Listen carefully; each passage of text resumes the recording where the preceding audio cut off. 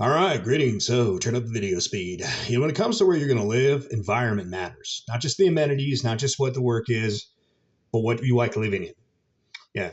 Where am I going with this? It's Freedom Phil. Like, subscribe. Let's get into it. Always turn up the video speed. Why do I always say that? Because you watch videos far faster. Why wouldn't you? Yeah, let's get into it.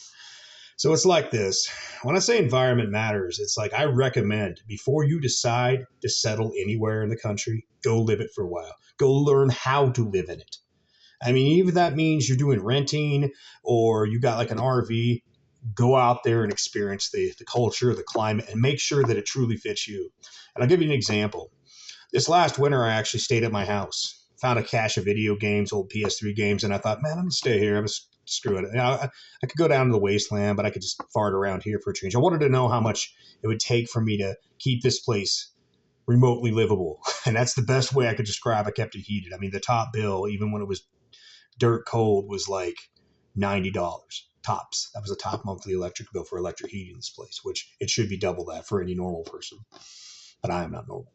And after living through that, I'm like, no, I am not dealing with that again. And by the way, I understand if you're one of those people that are like, man, snowmobile season, cross country, and 50 miles away or 30 or whatever, there's a downhill ski hill. All about that. Like the people that are just like they live for the winter, ice fishing and all that. Maybe even some people that do a little winter hunting, a little trapping.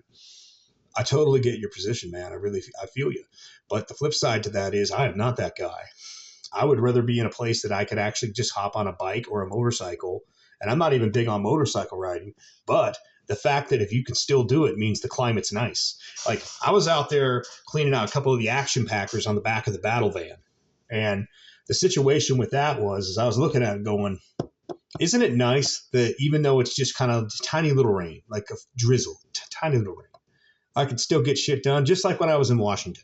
So even a bad winter in Washington, you can still do everything you normally do. Yeah, there might be a little black ice here and there, but it'll melt off pretty quickly, you know? As where when you live in a snow zone, yeah, you have to deal with the snow. And a good example of that, my back porch here, the roof goes like this and goes like this. So basically, you get this big thing of snow.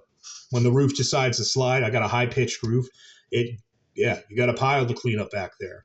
At one point, I had over 6 feet of snow piled up next to the back of it, where I threw it off to the side. And then you had 3 feet on the regular, where you clean off the drive, not the drive, but the walkway. I'd go out and clean out in front of my van as well. And the front of the house, the front porch was the same way. Actually, someday I'd like to build the entrance to the front of the house from the side versus where it is now because the snow just all slides right there. And it's one more thing to deal with. Now, I'm not saying it's something horrible to deal with. Let's just say you got off working a hard day. Do you really want to spend your time shoveling that snow? Oh, hell no. And given the option of not having to shovel any snow, what you going to choose? I'm just asking, just saying. And so from my perspective, when you choose an environment to live in, make sure it really fits you. Like I said, you go out there, you live it, you be it. You live in an RV, you rent a place. You learn at the culture, the way things are, the food. You see if you feel the vibe of it. Not just, some people think you find cheap property, you just do anything. And yeah, some people can. But if you're going to live somewhere year round, yeah, you better love it. And the other thing is, if it's a place that has, like, this season it's good, that season that place is good, that's another tactic too. You go down, you find some place, like for me, I like my Western Washington property as far as just I love the growing season, the climate, the everything over there. There's free food growing on the beach. There's free food if you just walk into the woods. I love that.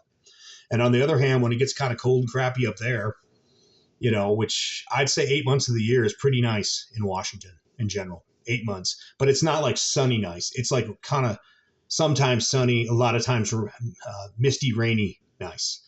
And then you get the summers, which are sometimes some of the most beautiful things you'll ever see. But when things get crappy, am I going to want to stay there? Am I going to want to have to heat the place? Am I going to have to deal with that? No. Well, I mean, if I got wood heating, I don't think it'd matter really. It'd be just fine. But no, I'd rather just take that RV and go down to the wasteland and just camp down there for 4 to 5 months, maybe 6 months, and then slowly meander my way back and forth, every year, and that's the thing about it. And people say, well, you dealt with snow for years, man. Yeah, but I was getting paid. When I was driving truck, I was getting paid to deal with that. So it's not just about work. It's not just about finding a cheap place to live, but find a place that matches you and go out there and make sure you really vibe with it before you decide to really consert to anything. Because if there's one mistake I made, this place was a good deal back in the day, and it's worth way more now because it's just a change in the markets. But I know, just being the problems I've dealt with having this place, if not for the fact that I already have it, I wouldn't have bothered buying it. I would have bought something somewhere else, knowing what I know now. So, hey, all I'm trying to do is save you a little time, you know. So anyhow, Freedom Phil, like, subscribe, turn up the video speed. And if you got through this at regular speed, I don't even know how you did it. I couldn't handle listening to things at normal speed. Turn it up to 175 or 2 times the speed. As far as the commenting, you feel free to comment.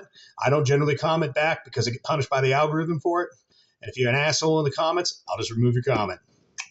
But some of those comments, if they're good and they're insightful, maybe I'll do a video. Take it easy.